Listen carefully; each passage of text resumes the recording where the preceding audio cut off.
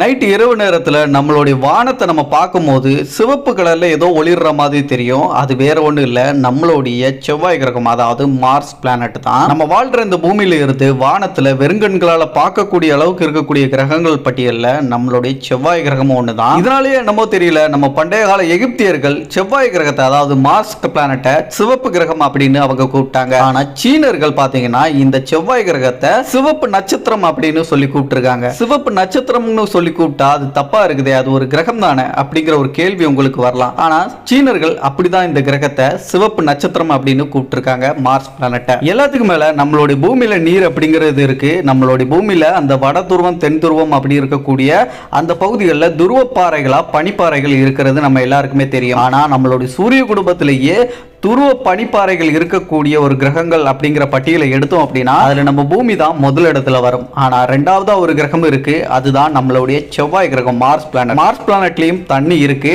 ஆனா அது துருவ பனிப்பாறைகளா, அதோடைய நார்த் அண்ட் சவுத் போல், அதாவது வடதுருவம் தென் துருவ பகுதியில அது பனிப்பாறைகளா இருக்கு அப்படின்னு சயின்டிஸ்ட்கள் கண்டுபிடிச்சிருக்காங்க. இதை தாண்டி நம்மள சில பேருக்கு இந்த ஒரு கேள்வி மனசுல வந்திருக்கலாம், எப்பவாச்சு செவ்வாய் கிரகம் மட்டும் எப்படி சிவப்பு கலர்ல இருக்கு, அதுக்கு என்ன காரணம் அப்படின்னு சொல்லிட்டு என்னைக்காச்சும் ஒரு நாள் உங்க மனசுல கேள்வியா வந்திருக்கும். அந்த ஒரு கேள்விக்கான விடையும் இந்த மார்ஸ் பிளானட்டை பத்தி நிறைய இன்ஃபர்மேஷனை தான் இந்த வீடியோல நீங்க தெரிஞ்சுக்க போறீங்க. நம்ம டிக்கெட் ராஜா சேனலுக்கு இதான் ஃபர்ஸ்ட் டைம் வந்திருக்கீங்கன்னா மறக்காம நம்ம சேனலை சப்ஸ்கிரைப் பண்ணி பெல் நோட்டிஃபிகேஷனை கரெக்டா செட் பண்ணி வச்சுக்கோங்க. அப்பதான் இது மாதிரியான இன்ஃபர்மேஷன் நீங்க தொடர்ந்து தெரிஞ்சுக்க முடியும். நம்ம வீடியோ பிடிச்சிருந்துச்சு அப்படின்னா வீடியோக்கு ஒரு லைக் கொடுக்க மறந்துடாதீங்க நண்பா. Welcome back another new video. நான் உங்கள் சேகர். நம்ம சூரிய குடும்பத்தில் இருக்கக்கூடிய 8 கிரகங்கள்ல மூணாவதா இருக்கக்கூடிய கிரகம் நம்ம இப்ப வாழ்ந்துட்டு இருக்கக்கூடிய பூமி, அதாவது நம்மளுடைய உலகம் தான். நம்மளுடைய பூமிக்கு அப்புறமா 4வது கிரகமா நம்ம சூரிய குடும்பத்தில் இருக்கிறது நம்ம செவ்வாய் கிரகம், அதாவது மார்ஸ் பிளானட் தான். நம்ம செவ்வாய் கிரகத்துக்கும் சூரியனுக்கும் இருக்கக்கூடிய அந்த இடைவெளி தூரம், அந்த டிஸ்டன்ஸ் அப்படிங்கிறது கிட்டத்தட்ட 228 மில்லியன் கிலோமீட்டர் டிஸ்டன்ஸ்ல தான் நம்மளுடைய சூரியன்ல இருந்து நம்மளுடைய செவ்வாய் கிரகம் இருக்குது. அதே மாதிரி நம்ம சூரியன்ல இருந்து வரக்கூடிய அந்த வெளிச்சம் அப்படிங்கிறது நம்ம பூமியை வந்து சேர்றதுக்கு 8 நிமிஷம் ஆகும்பா அப்படின்னு சொல்லிட்டு நம்ம படிச்சிருக்கோம், நிறைய இடங்கள்ல கேள்விப்பட்டிருப்போம். ஆனா நம்ம சூரியன்ல இருந்து வரக்கூடிய வெளிச்சம் அப்படிங்கிறது நம்ம சூரிய குடும்பத்தோடைய 4வது கிரகமான செவ்வாய் கிரகத்துக்கு போய் சேர்றதுக்கு கிட்டத்தட்ட 13 நிமிஷம் ஆகும் அப்படின்னு சொல்றாங்க விஞ்ஞானிகள். நம்ம செவ்வாய் கிரகம் சூரியனை ஒரு தடவை முழுசா சுத்தி வள வர்றதுக்கு கிட்டத்தட்ட பூமியோட நாட்களை கணக்கெடுத்துக்கிட்டோம் அப்படின்னா 686 நாட்கள் ஆகும் அப்படின்னு சொல்றாங்க. இது சராசரியா பூமியோடைய அந்த ஒரு வருஷத்துல இருந்து 1.88 எர்த் இயர்ஸ் வந்து அதிகமா இருக்குது. ஆனா நம்ம செவ்வாய் கிரகத்துல ஒரு நாள் அப்படிங்கிறது ஆல்மோஸ்ட் நம்மளுடைய பூமி மாதிரி ஈக்குவலா தான் இருக்கு அப்படின்னு தான் சொல்லலாம். கிட்டத்தட்ட பாத்தீங்கன்னா மார்ஸ் பிளானட் தன்னைத்தானே ஒரு தடவை முழுசா சுத்தி முடிக்கிறதுக்கு 24 மணி நேரம் 37 நிமிஷம் 22 வினாடிகள் எடுத்துக்குது அப்படின்னு சயின்டிஸ்ட்கள் சொல்றாங்க. இதை வச்சு பார்க்கும்போது பூமிக்கும் நம்மளுடைய செவ்வாய் கிரகத்துக்கும் இருக்கக்கூடிய அந்த ஒரு நாள் அப்படிங்கிற அந்த டிஃபரண்ட் அப்படின்னு பாத்தீங்கன்னா கிட்டத்தட்ட 40 நிமிஷம் மட்டும்தான். பெரிய டிஃபரண்ட் எல்லாம் கிடையாது, ரொம்ப சீக்கிரமாவே சுத்தி முடிச்சது நம்ம பூமி மாதிரியே. இதை தாண்டி நம்மளுடைய மார்ஸ் கிரகத்தோடைய ஈர்ப்பு விசை அப்படிங்கிறது நம்ம பூமியை கம்பேர் பண்ணும்போது 60% கம்மியா இருக்கு அப்படின்னு சொல்றாங்க. எந்த அளவுக்கு அப்படிங்கறது நீங்க புரிஞ்சுக்கிற மாதிரி சொல்லணும் அப்படின்னா, இப்ப பூமியில சராசரியா ஒரு மனிதரோட வெயிட் 100 கிலோ இருக்குன்னா அந்த மனிதரை கொண்டு போய் நம்ம செவ்வாய் கிரகத்துல கொண்டு போய் இறக்குறோம் அப்படின்னா அந்த மனிதரோட வெயிட் அப்படிங்கிறது அந்த மார்ஸ் பிளானட்ல வெறும் 40 கிலோ தான் இருக்கும். சோ அதுக்கு காரணம் அங்க இருக்கக்கூடிய அந்த ஈர்ப்பு விசை அப்படிங்கிறது ரொம்ப கம்மி. பிளஸ் இந்த கிரகத்துல காந்த ஈர்ப்பு விசை, அதாவது எலக்ட்ரோ மேக்னெட்டிக் ஃபீல்ட் அப்படிங்கிறது சுத்தமா கிடையாது. அதுக்கு முக்கிய காரணம் நம்ம பூமியை எக்ஸாம்பிளா எடுத்துக்கிட்டோம் அப்படின்னா நம்ம பூமியோட அந்த மையப்பகுதி, அந்த கோர் அப்படிங்கிறது கொஞ்சம் ஹாட்டா ரொம்ப சூடாவே இருக்கும். ஆனா செவ்வாய் கிரகத்தோட மையப்பகுதி அப்படிங்கிறது கூல் டவுன் ஆகிடுச்சு. இந்த காரணத்தினால அதோட மேக்னெட்டிக் ஃபீல்டை அது இழந்துருச்சு அப்படின்னு செவ்வாய் கிரகத்தை பத்தி ஆராய்ச்சி பண்ண நிறைய விஞ்ஞானிகள் மட்டும் இல்லாம நாசாவுடைய விஞ்ஞானிகளும் சொல்றாங்க. இந்த ஒரு காரணத்தினால சூரியன்ல இருந்து வெளிப்படக்கூடிய அந்த சோலார் பிளாஷ் அப்படிங்கிறது நம்ம செவ்வாய் கிரகத்துக்கு அந்த எலக்ட்ரோ மேக்னெட்டிக் ஃபீல்ட் இல்லாத காரணத்தினால அதிகமா பாதிப்படையுது அப்படிங்கிற விஷயத்தையும் சயின்டிஸ்ட்கள் வந்து கண்டுபிடிச்சிருக்காங்க. சரி, நம்மளுடைய சூரிய குடும்பத்தில் இருக்கக்கூடிய 4வது கிரகமான இந்த மார்ஸ் பிளானட் செவ்வாய் கிரகம் மட்டும் எப்படி சிவப்பு நிறத்தில் இருக்கு அப்படிங்கிற ஒரு கேள்வி நம்மள பல பேரோட மனசுல கண்டிப்பா வந்திருக்கும். இந்த கேள்வி விஞ்ஞானிகளுக்கு மனசுல வந்திருக்காமையா இருந்திருக்கும், கண்டிப்பா அவங்களுடைய மனசுல வந்துச்சு. அந்த கேள்வி தேடலா மாறி கடைசியில அதுக்கு ஒரு விடையும் கிடைச்சிச்சு விஞ்ஞானிகளுக்கு. என்ன ஆன்சர் கிடைச்சிச்சு அப்படின்னா, செவ்வாய் கிரகத்தோடைய மேல் பரப்புல, அதாவது மார்ஸ் பிளானட்டோடைய மேல் பரப்புல அயன் ஆக்சைடு இருக்கு அப்படிங்கிற விஷயத்தை வந்து சயின்டிஸ்ட்கள் கண்டுபிடிக்கிறாங்க. ரொம்ப அதிகமாவே இருக்கு அப்படிங்கறத கண்டுபிடிக்கிறாங்க. அயன் ஆக்சைடுனா என்னப்பா அப்படின்னு சில பேர் கேட்பீங்க. அதாவது துருன்னு சொல்லுவாங்கல்ல, அதுதான். சோ இந்த துரு அப்படிங்கிறது, அயன் ஆக்சைடு அப்படிங்கிறது நம்ம செவ்வாய் கிரகத்தோட மேல் பரப்புல அதிகமா இருக்கு. அந்த ஒரு காரணத்தினால தான் நம்ம செவ்வாய் கிரகம் அந்த சிவப்பு நிறத்தில் இருக்கிறதுக்கு இருக்கிறதுக்கு ஒரு காரணமா இருக்குன்னு சொல்லிட்டு சயின்டிஸ்ட்கள் கண்டுபிடிக்கிறாங்க. சிம்பிளா புரியுற மாதிரி சொல்லணும்னா நம்ம செவ்வாய் கிரகம் முழுக்கவே துரு பிடிச்ச ஒரு கிரகமா இருக்கு அப்படின்னு கூட வச்சுக்கலாம். ஆனா இன்னும் சில பேருக்கு இந்த ஒரு விஷயத்தை சொன்ன உடனே ஒரு கேள்வி மனசுக்குள்ள வந்திருக்கும்.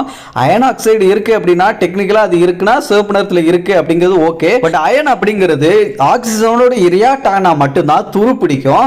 நம்ம பூமியில துரு பிடிக்குது அப்படின்னா ஆக்சிஜன் அப்படிங்கிறது இருக்கு. அதனால இங்க பூமியில இருக்கக்கூடிய சில இரும்பு பொருட்கள் அப்படிங்கிறது துரு பிடிக்கிறதுக்கு ஒரு காரணமா இருக்கு. பட் செவ்வாய் கிரகத்துல அந்த ஆக்சிஜன் கண்டென்ட் அப்படிங்கிறது ரொம்ப ரொம்ப கம்மி.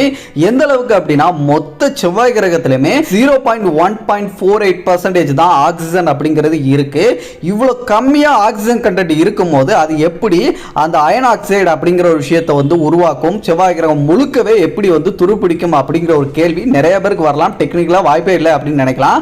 ஆனா இந்த கேள்வி சயின்டிஸ்டுகளுடைய மனசுல வந்துச்சு. அந்த கேள்வியும் தேடலாம் மாறி அதுக்கும் ஒரு நல்ல ஒரு விடை அப்படிங்கிறது சயின்டிஸ்டுகளுக்கு கிடைச்சது. ஒரு 4 பில்லியன் ஆண்டுகளுக்கு முன்னாடி நம்மளுடைய செவ்வாய் கிரகம் அப்படிங்கிறது நம்ம பூமியில எப்படி நீர் இருக்குதோ அதே மாதிரி செவ்வாய் கிரகத்திலும் நீர் இருந்திருக்கலாம் அப்படின்னு சயின்டிஸ்டுகள் வந்து கெஸ் பண்றாங்க. விஞ்ஞானிகளுடைய அந்த கெஸ் உறுதிப்படுத்துற மாதிரி செவ்வாய் கிரகத்தோட நிலப்பரப்புல சில ஆறுகள் ஓடுனதுக்கான தடயங்களையும் சயின்டிஸ்டுகள் வந்து கண்டுபிடிக்கிறாங்க. இந்த ஒரு கண்டுபிடிப்பு அப்படிங்கிறது விஞ்ஞானிகளோட அந்த தியரியை வலுப்படுத்துறதுக்கு ஏத்த மாதிரி அமைஞ்சது. அது மட்டும் இல்லாம அந்த நீர் அப்படிங்கிறது நம்ம பூமியில எப்படி 70% நீரால் சூழப்பட்டிருக்கோ அதே மாதிரி நம்ம செவ்வாய் கிரகம் முழுக்கவே அந்த நீரால் கவர் பண்ணப்பட்டிருச்சா அப்படின்னு பாத்தீங்கன்னா அதுதான் கிடையாது. கிட்டத்தட்ட 4 பில்லியன் ஆண்டுகளுக்கு முன்னாடி செவ்வாய் கிரகத்தில் நீர் அப்படிங்கிறது இருந்திருக்கு. செவ்வாய் கிரகத்தோட மொத்த நிலப்பரப்புல கிட்டத்தட்ட 20% அப்படிங்கிறது நீரால் சூழப்பட்டிருக்கலாம் அப்படின்னு சொல்றாங்க. இது தியரியா தான் சொல்லப்படுது.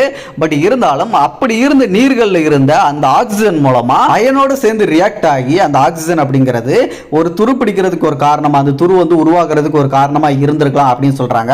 இது 4 பில்லியன் ஆண்டுகளுக்கு முன்னாடி இது நடந்திருக்கலாம் அப்படின்னு சயின்டிஸ்ட்களால வந்து ஒரு தியரியா சொல்லப்படுது. பிளஸ் இன்னொரு விஷயமும் சயின்டிஸ்ட்களால வந்து சொல்லப்படுது. அது என்ன அப்படின்னா நம்ம சூரியன்ல இருந்து வரக்கூடிய வெப்பம் அப்படிங்கிறது அதிகமா நம்ம செவ்வாய் கிரகத்துக்கு வந்து சேருது. அந்த சூரியன்ல இருந்து வரக்கூடிய வெப்பம் அப்படிங்கிறது நம்ம செவ்வாய் கிரகத்துல இருக்கக்கூடிய அந்த கார்பன் டை ஆக்சைடை உடைச்சு அதுல இருக்கக்கூடிய ஆக்சிஜன் அப்படிங்கிறது அயனோட சேர்ந்து ரியாக்ட் ஆகி மேபி துரு பிடிச்சிருக்கலாம், அந்த துரு உருவாயிருக்கலாம் அப்படின்னு சொல்லிட்டு சயின்டிஸ்ட்களால வந்து ஒரு தியரியா சொல்லப்படுது. நம்ம சயின்டிஸ்ட்கள் முன்வைக்கக்கூடிய இந்த ரெண்டு விதமான தியரியில ஏதாச்சும் ஒரு தியரி மூலமா தான் மேபி இந்த செவ்வாய் கிரகம் இந்த நேரத்துல இந்த சிவப்பு நேரத்துல இருக்கிறதுக்கு ஒரு காரணமா இருந்திருக்கலாம் அப்படின்னு சொல்லிட்டு சொல்லப்படுது. இதை தாண்டி நம்மளுடைய சூரிய குடும்பத்தில் இருக்கக்கூடிய வீனஸ் அதாவது வெள்ளி கிரகத்தை நம்ம பூமியோட ட்வின் சிஸ்டர் அப்படின்னு சொல்லுவாங்க.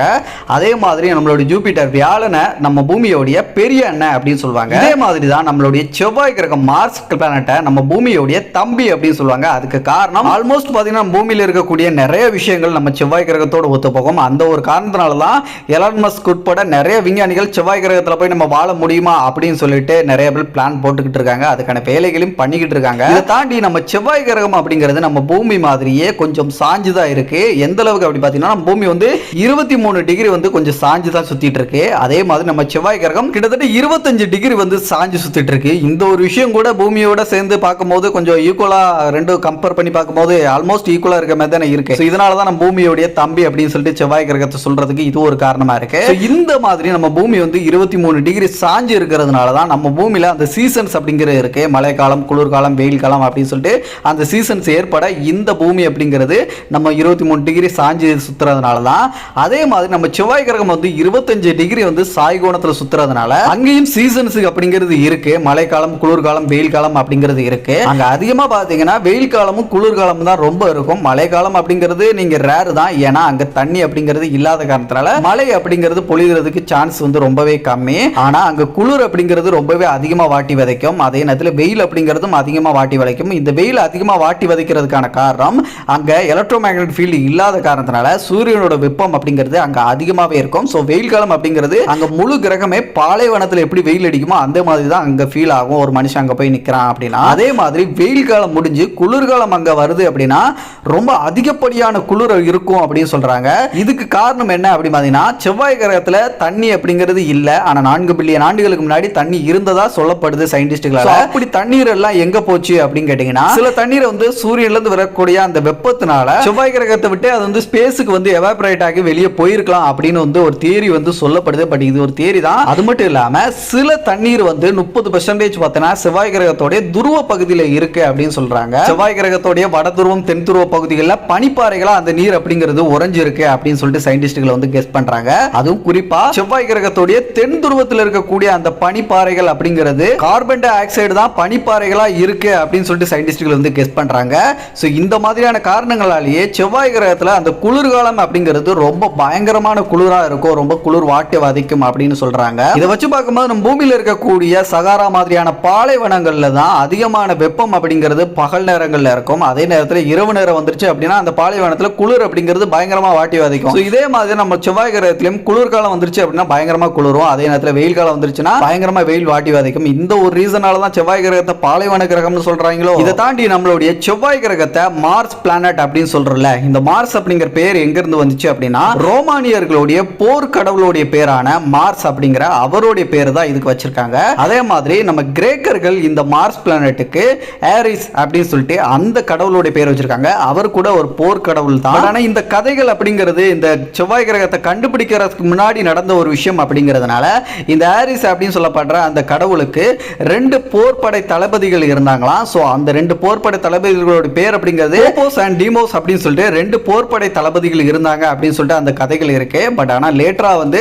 மார்ஸ் பிளானட்டை கண்டுபிடிச்சதுக்கு அப்புறம் அதை சுத்தி 2 நிலவுகள் வலம் வருது அப்படிங்கிற விஷயத்தையும் சயின்டிஸ்ட்கள் வந்து கண்டுபிடிக்கிறாங்க. சோ அதே பேரை இதுக்கு வச்சிடலாமே அப்படின்னு சொல்லிட்டு மார்ஸ் பிளானட்டுக்கு அந்த சுத்தி வரக்கூடிய அந்த நிலவு அப்படிங்கிறதுக்கு போபோஸ் அண்ட் டீமோஸ் அப்படின்னு சொல்லிட்டு அந்த 2 நிலவுகளுக்கும் அந்த பேரையே வச்சுட்டாங்க. சோ 2 போர்படை தளபதிகளோட பேர் தான் இந்த மார்ஸ் பிளானட்டை சுத்தி வரக்கூடிய அந்த 2 நிலவுகளுக்கு பேரா வச்சிருக்காங்க. இதை தாண்டி நம்மளுடைய மார்ஸ் பிளானட்ல இருந்து சூரியனை பார்க்கிறோம் அப்படின்னா சூரியன் நம்மளுக்கு ப்ளூ கலர்ல தெரியும் அப்படின்னு சொல்றாங்க. நம்ம பூமியில நம்ம சூரியனை பார்க்கிறதுக்கு சில நேரங்களில் வெள்ளை நிறத்திலையும் சில நேரங்களில் அந்த சன் ரைஸ் ஆகும்போது சிவப்பு நிறத்தில் இருக்கும். அதை பார்க்கறதுக்கு ரொம்ப அழகா இருக்கும். ஆனா நம்மளுடைய செவ்வாய் கிரகம் பார்க்கறதுக்கே சிவப்பு நிறத்தில் இருக்கிறதுனால செவ்வாய் கிரகத்தில் சன் செட் ஆகிறதும் சன் ரைஸ் ஆகிறதும் பார்க்கறதுக்கு நீல நிறத்தில் தான் இருக்கும் அப்படின்னு சயின்டிஸ்டுகள் சொல்றாங்க. அது பார்க்கறதுக்கு ரொம்ப வினோதமா அழகா தான் இருக்கும். பட் இருந்தாலும் நம்ம பூமியில இருந்து நம்மளோட சூரியன் மறைகிறதையும் உதிக்கிறதையும் அந்த ஆரஞ்சு கலர்லயும் ரெட் கலர்லயும் சில நேரங்களில் ஒயிட் கலர்லயும் பார்க்கறதே ரொம்ப அழகா தானே இருக்கு. இதை தாண்டி செவ்வாய் கிரகத்தில் சூரியன் உதிக்கும் போது அதோடைய சைஸ் அப்படிங்கிறது பார்த்தீங்கன்னா நம்மளுடைய பூமியில இருந்து நம்ம சூரியனை பார்க்கறதுக்கு எந்த அளவுக்கு இருக்கோ அந்த சைஸ்ல இருந்து 2% சின்னதா தான் தெரியும். செவ்வாய் கிரகத்தில் சூரியன் மறையும் போதும் சரி உதிக்கும் போதும் சரி பூமியில இருந்து சூரியனை பார்க்கிற சைஸ்ல இருந்து 2% சின்னதா தான் செவ்வாய் கிரகத்தில் தெரியும் சூரியன் அப்படின்னு சொல்றாங்க. முக்கியமான விஷயம் என்னன்னா நம்ம செவ்வாய் கிரகத்தை சுத்தி வரக்கூடிய அந்த 2 நிலவுகள் போபோஸ் அண்ட் டீமோஸ் சொல்லப்படக்கூடிய அந்த 2 நிலவுகளும் நம்ம பூமிக்கு ஒன்னே ஒன்று கண்ணே கண்ணு இருக்கக்கூடிய நிலவு மாதிரி ரவுண்டாலாம் இருக்காது. செவ்வாய் கிரகத்தில் இருக்கக்கூடிய அந்த 2 நிலவுகளும் ஒரு இர்ரெகுலர் ஷேப்ல தான் அந்த 2 நிலவுகளும் இருக்கும் சொல்றாங்க. அதுல ஒரு நிலவு பாத்தீங்கன்னா செவ்வாய் கிரகத்துக்கு பக்கத்துல இருந்தே சுத்தி வந்துட்டு இருக்கோம். இன்னொரு நிலவு செவ்வாய் கிரகத்துல இருந்து கொஞ்சம் தூரத்துல தள்ளி இருந்து சுத்தி வந்துட்டு இருக்கோம். இதுல செவ்வாய் கிரகத்துக்கு பக்கத்துல சுத்தி வந்துட்டு இருக்கக்கூடிய அந்த நிலவு அப்படிங்கிறது ஒரு 500 வருஷத்துக்கு அப்புறம் நம்ம செவ்வாய் கிரகத்துல போய் விழுந்துரும் மோதிரும் அப்படின்னு சொல்றாங்க. சோ அப்படி ஒரு விஷயம் நடந்ததுக்கு அப்புறம் நம்ம செவ்வாய் கிரகத்துக்கும் ரிங்ஸ் வந்து ஃபார்ம் ஆகிறதுக்கு வாய்ப்புகள் இருக்கு அந்த நிலவு மோதின காரணத்தினால அப்படின்னு சொல்லப்படுது. ஒரு 500 வருஷத்துக்கு அப்புறம் நம்மளோட செவ்வாய் கிரகத்துக்கும் அந்த ரிங்ஸ் நம்ம சேட்டன்ஸ்க்கு வர்ற மாதிரி ரிங்ஸ் அப்படிங்கிறது வரப்போகுது அப்படிங்கிறது கேட்கும் போது ஆச்சரியமா தான் இருக்கு. பட் ஆனா நம்மளால பார்க்க தான் முடியாது. இந்த கிரகத்துல மணல் புயல்கள் அப்படிங்கிறது வீசும் அப்படின்னு சொல்லிட்டு சயின்டிஸ்ட்கள் சொல்றாங்க. அதுவும் ஒரு நாள் 2 நாள் வீசாதான் கிட்டத்தட்ட பல மாசங்கள் தொடர்ந்து மணல் புயல்கள் அங்க வீசும் அப்படின்னு சொல்லிட்டு சயின்டிஸ்ட்கள் சொல்றாங்க. அதுவும் ரொம்ப பயங்கரமான மணல் புயல்கள் மாச கணக்கில் வீசிட்டு இருக்கும் அப்படின்னு சொல்லப்படுது. இதுக்கு எல்லாத்துக்கும் மேல நம்மளுடைய செவ்வாய் கிரகம் அப்படிங்கிறது நம்மளுடைய சூரிய குடும்பத்துல அந்த ஆஸ்ட்ராய்ட் பெல்ட்டுக்கு பக்கத்துல 4வது பிளானட்டா இருக்கிறதுனால நிறைய விண்கற்கள் வந்து நம்மளுடைய செவ்வாய் கிரகத்துல வந்து விழும் அப்படின்னு சொல்றாங்க சயின்டிஸ்ட்கள். ஏகப்பட்ட விண்கற்கள் இதுவரைக்கும் விழுந்திருக்கு அப்படின்னு சொல்றாங்க. நம்ம செவ்வாய் கிரகத்துல அந்த அட்மாஸ்பியர் வளிமண்டலம் அப்படிங்கிற ஒரு விஷயம் இல்லாத காரணத்தினால அந்த விண்கற்கள் எரிஞ்சுக்கிட்டே விழாதான். ஸோ அப்படியே வந்து விழுந்துருமா. இந்த காரணத்தினால நிறைய நேரங்களில் நம்ம செவ்வாய் கிரகம் அந்த விண்கற்களால் நிறைய அடி வாங்கி நிறைய பள்ளங்கள் ஏற்பட்டிருக்கு அப்படின்னு சொல்லப்படுது. இப்போ கூட நம்ம இமேஜஸை பார்க்கும்போது செவ்வாய் கிரகத்தை பார்த்தோம் அப்படின்னா நிறைய பள்ளங்கள் இருக்கிறதை நோட் பண்ண முடியும். அதுலேயும் குறிப்பாக செவ்வாய் கிரகத்துக்கு ஒரு மிகப்பெரிய ஒரு தழும்பு போட்ட மாதிரி ஒரு மிகப்பெரிய ஒரு கோடு மாதிரி ஒரு அமைப்பை நீங்கள் இமேஜஸ்ல பார்க்க முடியும். அப்படி செவ்வாய் கிரகத்தோட இமேஜை பார்க்கும்போது அந்த மிகப்பெரிய ஒரு தழும்பு மாதிரி இருக்கக்கூடிய கோடு மாதிரி இருக்கக்கூடிய அந்த அமைப்பு என்னது அப்படின்னு கேட்டீங்கன்னா அது செவ்வாய் கிரகத்தில் இருக்கக்கூடிய மிகப்பெரிய ஒரு பள்ளத்தாக்கு தான் அது. ஸோ நம்ம செவ்வாய் கிரகத்தில் நம்ம பூமிக்கு இருக்கிற மாதிரியே மிகப்பெரிய ஒரு பள்ளத்தாக்கும் இருக்க தான் செய்யுது. நம்ம செவ்வாய் கிரகத்தோட இமேஜஸை மார்ஸ் பிளானட்டோட இமேஜஸை கூகுளில் சர்ச் பண்ணி பார்த்தோம் அப்படின்னா அந்த இமேஜஸ்ல பார்க்கும்போது ஒரு மிகப்பெரிய தளம் போட்ட மாதிரி கோடு போட்ட மாதிரி இருக்கிறது எல்லாமே அது ஒரு செவ்வாய் கிரகத்தில் இருக்கக்கூடிய பள்ளம் தான். ஸோ அதை பற்றி நம்ம லேட்டராக வந்து ஒரு வீடியோவில் தனியாக பார்ப்போம் செவ்வாய் கிரகத்தில் இருக்கக்கூடிய மிகப்பெரிய பள்ளத்தை பற்றி. அண்ட் செவ்வாய் கிரகத்தில் தான் நம்மளுடைய சூரிய குடும்பத்தில் இருக்கக்கூடிய மிகப்பெரிய ஒரு மலையும் இருக்குது. அந்த மலை அப்படிங்கிறது நம்ம பூமியில் இருக்கக்கூடிய எவரெஸ்ட் மலையை விட 13,000 கிலோமீட்டர் நம்ம எவரெஸ்ட் மலையை விட உயரம் அப்படின்னு சொல்றாங்க. ஸோ இந்த மலை தான் நம்ம சூரிய குடும்பத்தில் இருக்கக்கூடிய மிகப்பெரிய மலை அப்படின்னு சொல்லப்படுது. அந்த மலை நம்மளுடைய மார்ஸ் பிளானட்ல தான் இருக்கு. ஃபைனலா பார்த்தீங்கன்னா நம்ம செவ்வாய் கிரகத்தை பத்தி நிறைய விஷயங்கள் தெரிஞ்சுக்கிறதுக்காகவே செவ்வாய் கிரகத்தில் மொத்தமாக 7 ரோபோட்டுகளை அனுப்பியிருக்காங்க. அந்த 7 ரோபோட்டுகளுமே அங்கே இப்போ வரைக்கும் இருந்துக்கிட்டு நிறைய விஷயங்களை டேட்டாஸாக கலெக்ட் பண்ணி பூமிக்கு நம்மளுக்கு அனுப்பிச்சிட்டு இருக்கு.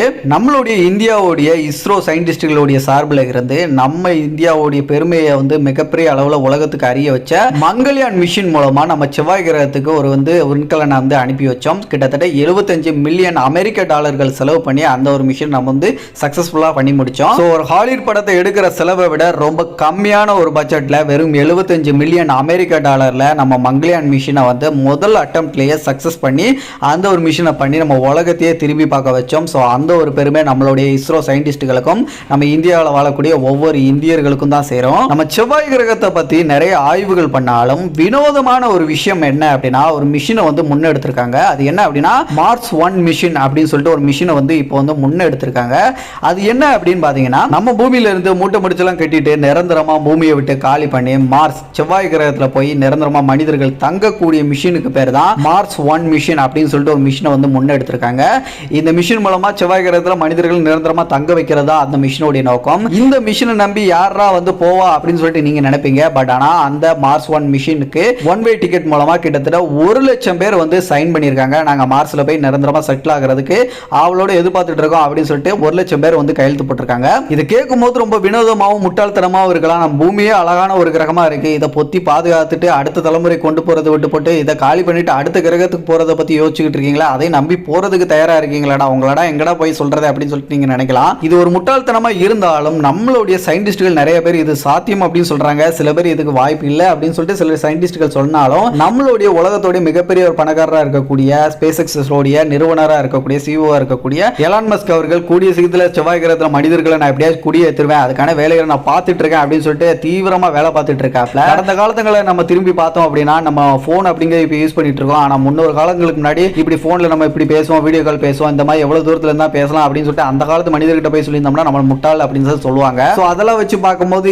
இப்போ வந்து செவ்வாய் கிரகத்தில் போய் குடியேறதுக்கு நாங்கள் தயார்னு சொல்லிட்டு புக் பண்ணி வச்சிருக்கவங்களா இருக்கட்டும், எலான் மஸ்க் சொல்றதா இருக்கட்டும், இந்த விஷயங்களை கேட்கும் போது நம்மளுக்கு வினோதமாகவும் முட்டாள்தனமா தெரிஞ்சாலும் எதிர்காலத்தை வந்து அந்த விஷயங்களை நினைச்சு பார்க்கும்போது ஒருவேளை நடந்துச்சு அப்படின்னா கண்டிப்பா அது வந்து உண்மையிலேயே ஒரு மிகப்பெரிய ஒரு விஷயமா தான் இருக்கும். ஸோ நடக்குமா நடக்காதா அப்படிங்கிறது நம்ம வந்து காலத்துக்கிட்ட தான் பதில் கேட்க வேண்டியதா இருக்கும். ஸோ காலம் தான் அதுக்கான சிறந்த பதிலை நமக்கு கொடுக்கும். பட் ஆனால் என்னுடைய ஃபைனல் கருத்தை நான் சொல்றது, நம்ம வாழ்ந்துட்டு இருக்க இந்த அழகான பூமியை பாதுகாத்து பொத்தி அடுத்த தலைமுறைக்கு கொண்டு போனாலே நம்ம பூமியிலே நம்ம அழகா வாழ்ந்துட்டு போயிடலாம். மற்ற கிரகத்தை நம்பி நம்ம இருக்க வேண்டிய அவசியமே கிடையாது. ஆனா மனிதன் இந்த பூமியை கொஞ்சம் கொஞ்சமா அழிவின் பாதைக்கு தான் கொண்டு போயிட்டு இருக்கான். அதை வச்சு பார்க்கும்போது மற்ற கிரகங்களை தேடி போறது நம்ம எந்த ஒரு விஷயத்தையும் வந்து தப்புன்னு சொல்ல முடியாது. கூடிய சீக்கிரம் நம்ம பூமியை மனுஷன் அழிச்சிருவான். அப்படி பார்க்கும்போது அடுத்த பூமியை வந்து தேடி கண்டுபிடிச்சு வச்சுக்கிறது ஒரு முன்னெச்சரிக்கை தானே. ஸோ இதை பத்தி நீங்க என்ன நினைக்கிறீங்க அப்படின்னு சொல்லிட்டு மறக்காம கமெண்ட்ல உங்க கருத்துக்களை தெரிவிச்சிருங்க. அண்ட் இதே மாதிரி நிறைய இன்ஃபர்மேஷன் நீங்க தெரிஞ்சுக்கணும்னா நம்ம டிக்கெட் ராஜா சேனல் இன்னும் சப்ஸ்கிரைப் பண்ணாமீங்கன்னா சப்ஸ்கிரைப் பண்ணி பெல் நோட்டிஃபிகேஷன் கரெக்டாக செட் பண்ணி வச்சுக்கோங்க. மற்ற வீடியோஸ் பார்க்கணும்னா மேலே ஐகான் லிங்க் கொடுத்துருக்கேன், செக் பண்ணிக்கோங்க. அடுத்த ஒரு நல்ல தகவலோட நான் உங்களை சந்திக்கும் வரை நான் உங்கள் சேகர். Bye bye.